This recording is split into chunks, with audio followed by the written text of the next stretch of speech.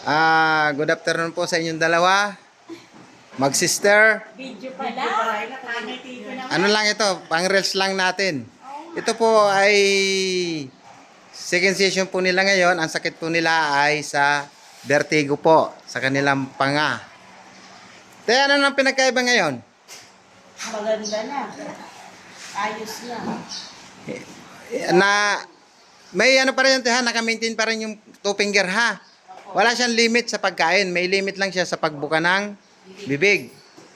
Bali, graduate na daw po kayo, ate. Parang hindi yata kayo masaya, te. Hindi ba kayo masaya? Masaya. Parang napipilitan lang. Yan, yun ang masaya, oh. Masaya. Nagpatawad na.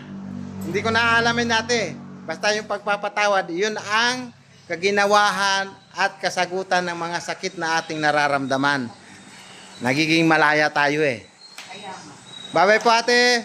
Pagpatuloy lang, naka-maintain yung two finger, ha. Wala siyang limit sa pagkain. Basta yung limit lang niya, yung pagbuka ng daliri. Two finger lang. Okay, sa taga-saan po kasi kayo? Ito yung ate niya. Dati, nung unang punta nila dito, ang matandang tingnan, ito. Ngayon, nawala na yung sakit niya sa espiritual. At maganda na yung bumalik na sa hulman ng kanyang bibig. Nakita na yung katotohanan, ito na yung ate. Talagang siya naman po talaga ang ate. Ito po yung bunso. Bye-bye po. Salamat po sa inyo pagtitiwala. Bye-bye po. Saan po kayo sa Bataan? Hermosa. Hermosa, Bataan. Okay. Bye-bye po. Thank you so much. Sige, salamat. Thank you po, Lord.